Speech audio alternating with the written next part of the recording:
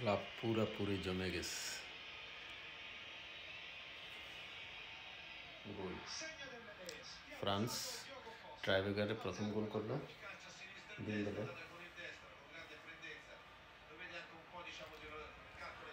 মানে খেলাটা এমন একটা পর্যায়ে আসবে আমি ভাবিনি। এনিওয়ে এমবাপ্পে কিন্তু আপনার এক্সট্রা টাইমের সময় সে উঠে গেছে, সুতরাং সে পেনাল্টি শ্যুট করতে পারবে না। এনিওয়ে ফ্রান্স প্রথম 1-1 প্রথম গোল করছে। এখন শ্যুট করবে পর্তুগাল। ক্রিস্টিয়ানো রোনালদো দেখা যাক গোল করতে পারে কিনা।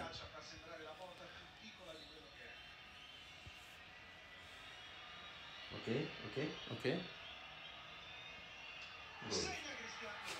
গোল। এনিওয়ে এই ফাঁকে একটু বলে নিচ্ছি, এখন শ্যুট তো করবে ফ্রান্স। এই ফাঁকে একটু বলে নিচ্ছি যে সুযোগ দুই দল পেয়েছিল, বিশেষ করে দ্বিতীয় অর্ধে 45 মিনিটের পরে, আসলে স্কোর করার মতো কেউ ছিল না, স্কোরার ছিল না। পর্তুগালেরও ছিল না ভালো স্কোর করার মতো প্লেয়ার, আপনার ফ্রান্সেরও ছিল না, কারণ মোটামুটি এত ইজি না, তবে গোল করতে পারতো। এই ধরনের শট থেকে আর্জেন্টিনা কিংবা ব্রাজিল প্রতিনিয়ত গোল করে এই ধরনের সুযোগ থেকে, কিন্তু আমি বুঝলাম না কি শ্যুট করছে এমবাপ্পে। 2টা চান্স পাইছে, একবার ইজি শ্যুট করছে। এনিওয়ে ফ্রান্স দ্বিতীয় শ্যুটার সোজা মারছে গোল। ওকে, ফ্রান্স 2-2, পর্তুগাল 1-1। যেটা বলছিলাম, দ্বিতীয় অর্ধে অনেকগুলো সুযোগ পেয়েছিল ফ্রান্স প্লাস পর্তুগাল দুইজনে। বিশেষ করে একটা সুযোগ পাইছিল পর্তুগালের ক্রিস্টিয়ানো রোনালদো, একটা সুযোগ পাইছিল গোল করার। মানে একেবারেই ইজি ছিল। কর্নার থেকে তার কাছে পাস করছিল, সে বলটা নিয়ন্ত্রণে আনতে পারে নাই, বলটা আগে শ্যুট করে দিয়েছে না থামিয়ে, বলটা অনেক উপর দিয়ে চলে গেছে। এ নিয়ে দেখা যাক পর্তুগালের সেকেন্ড শট।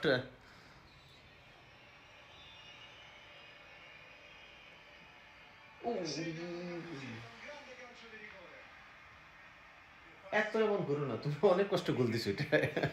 এটা ধরে ফেলছিল অল্পের জন্য, যে একটা ভাব নিছে, এই ভাবটা মনে হয় না তার ঠিক হয়েছে, কারণ অল্পের জন্য গোল হয়েছে কোনো রকমে। এই দেখেন হাতের ছোঁয়া, স্পর্শ লেগে, গোলকিপারের হাতের স্পর্শ লেগে কোনো রকম বলটা ঢুকছে। 2-2 Cristiano Ronaldo, Portugal 2-2, although France 2-2। এখন শ্যুট করবে এগেইন ফ্রান্স, দেখি কি হয়।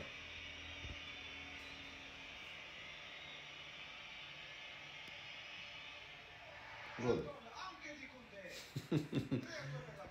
কে শ্যুট করছে? কোনে? ওকে, যেটা বলছিলাম, অপর পক্ষে রিপ্লেতে দেখতে পাচ্ছেন আপনারা, অপর পক্ষে ফ্রান্স 2টা সুযোগ পেয়েছিল দ্বিতীয় অর্ধে।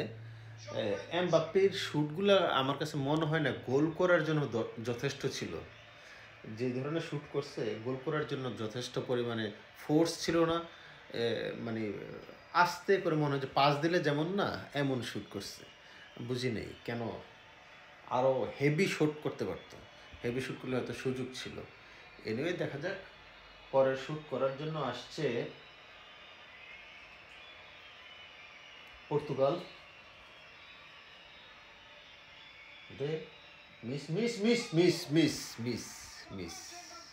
মিস সরি, হাত লেগে গেল আমার। ওর এই ধরনের শ্যুটগুলা বেশিরভাগ প্লেয়াররা যখন এই যে সামনে এসে থাইমা এসে শ্যুটটা করতে যায়, তখনই আমি দেখছি যে ম্যাক্সিমাম প্লেয়াররা মিস করে। এই যে দেখেন থাইমা গেছে, কিন্তু এই যে দেখেন থাইমা গেছে, তারপর শ্যুটটা করছে। এই যে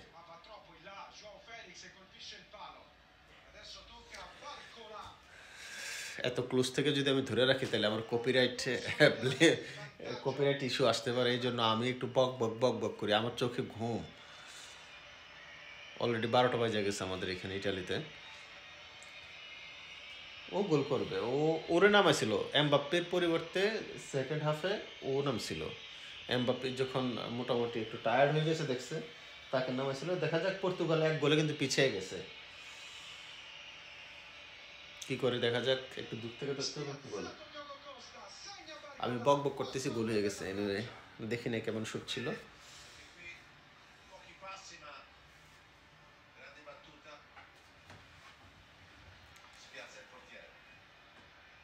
ভালো ডোজ, অনেক সুন্দর ডোজ করছে। এনিওয়ে এই মুহূর্তে কিন্তু ফ্রান্স 1 গোলে এগিয়ে আছে। আমি এমবাপ্পে এই ব্যাঙের সাপ আমি দূর থেকে একটু ধরতেছি, কারণ শুধু যদি আমি টিভিতে ধরে রাখি তাহলে আমার কপিরাইট ক্লেম আসার সম্ভাবনা বেশি থাকবে, এই জন্য একটু দূর থেকে ধরি যেন আমাকেও দেখা যায়। এই মুহূর্তে আপনার একটা কিন্তু অলরেডি পর্তুগাল শুট মিস করছে, পর্তুগাল কিন্তু পিছিয়ে আছে। ও সুযোগ পেয়েছিল, এক্সট্রা টাইমে সুযোগ পেয়েছিল, যে ধরনের শুট করছিল। দেখা যাক এবারের বল কি হয়। ও না, গোল গোল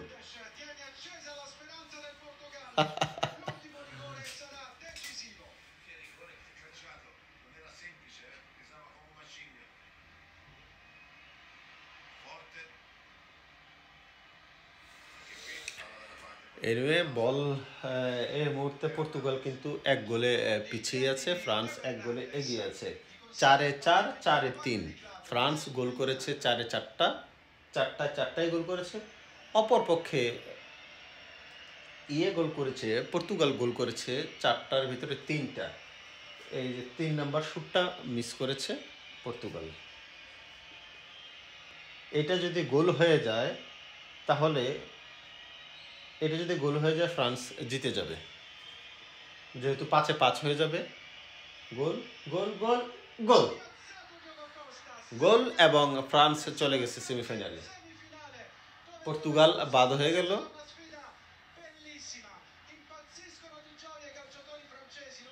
এই যে ব্যাঙে চলে আসে, ব্যাংটা কই এমবাপ্পের আমি ব্যাং ডাকি, ও যখন হাসি দেয় ব্যাঙের মতো লাগে।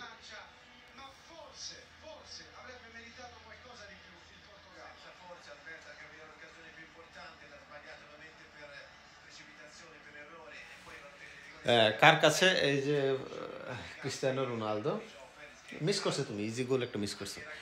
এরওয়ে আজকের যতটুকু খেলা আমি দেখেছিলাম, আমার কাছে মনে হয়েছিল যে 45-55% পর্তুগাল আপনার ফ্রান্সের চাইতে বেটার কিন্তু অ্যাটাকিং খেলছে।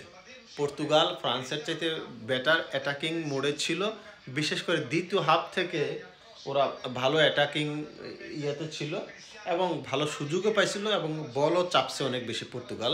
55% আমি দেখি না, এটা হচ্ছে আমার বিশ্লেষণ।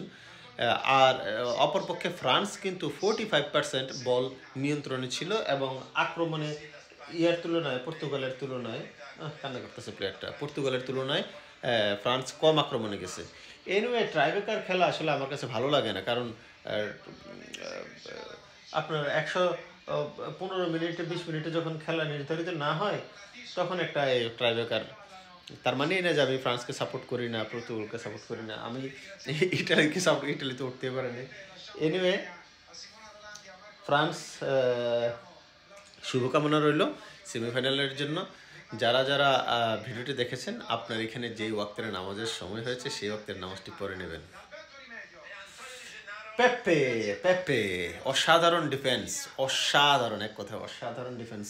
গোল বাঁচাইছে নির্ঘাত কয়েকটা গোল থেকে। এনিওয়ে আপনি যদি আমার পেজে কিংবা আমার চ্যানেলে নতুন হয়ে থাকেন, পেজে লাইক দিয়ে চ্যানেলে সাবস্ক্রাইব করে পাশে থাকবেন সবসময়। আর ভিডিওটি লাইক কমেন্ট শেয়ার করতে ভুলবেন না। ওকে, ধন্যবাদ। দেখা হবে খুব শীঘ্রই অন্য কোনো ভিডিওতে। সেই পর্যন্ত ভালো থাকুন, সুস্থ থাকুন। আল্লাহ হাফেজ, আসসালামু আলাইকুম।